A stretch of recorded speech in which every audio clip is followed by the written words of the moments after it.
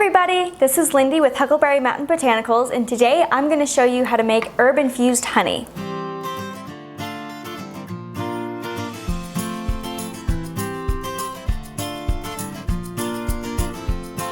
So one of my favorite honey infusions is with garlic. Not only is this, in my opinion, really great tasting, but it also makes it to where you can incorporate garlic into your diet in a pretty tasty way.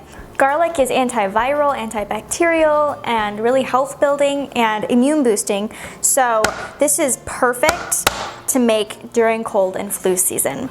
And honestly, when I feel a cold coming on, I just take some of the garlic infused honey and put it on some toast and just eat it up, and it's great. So all you do is peel your garlic. At least I like to take the peels off. I suppose you don't have to, but I prefer to. And if you are leaving it in for a long period of time, all you need to do is take the clove here and smash it like that. If it's going to be sitting for more than a few days, if you're making like fermented. But I prefer to chop it up just so that it really gets all the exposure, and usually I eat it with the chunks of garlic still in there. So that is what I prefer to do. And I'm gonna do about 5 cloves. I think you'll be surprised by how easy this is.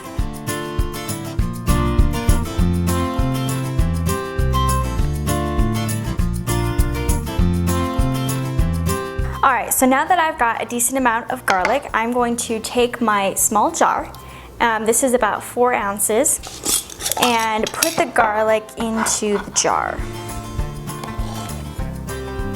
If you can't tell, I really love garlic, so I've got the jar about 1/3, maybe half away filled. Now all I'm going to do is take my honey and pour a little bit over, and then I'm going to take my chopstick and really mix it in there. Alright, and then I'm going to pour in a little bit more honey until it's about 1/2 inch from the top. And I honestly start using this immediately because I just keep the chunks of garlic in anyway.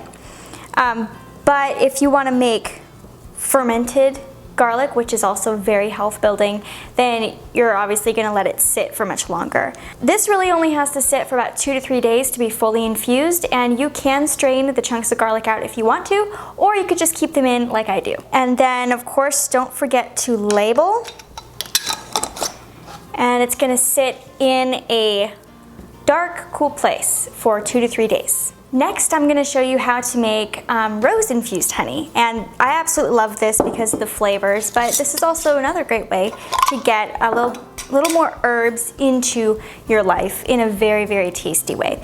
You can do lavender or chamomile or really anything, and if you want to just be able to keep the herb in, then you can powder it and put it in, or even just break it up a little bit.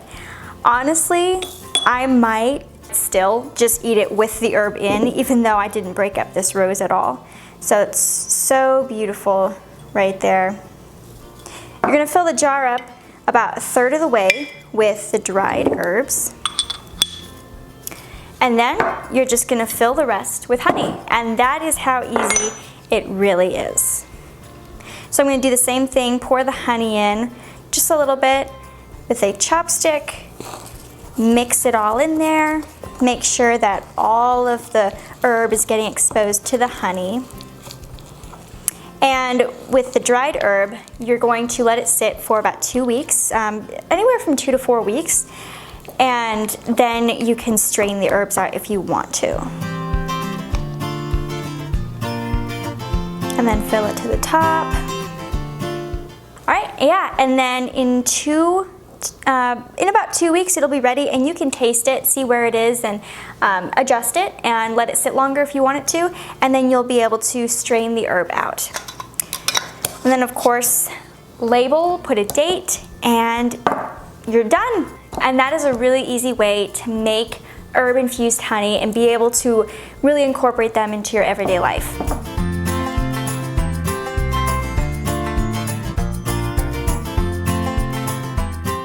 Thank you so much for watching. Don't forget to check out our free herbal content where we have tons of herbal recipes that are great for a beginner herbalist or experienced, whichever. Please give this video a thumbs up and don't forget to subscribe and share it with your friends.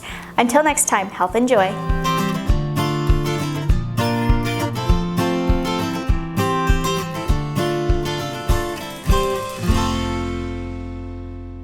Where we have tons of herbal recipes that you can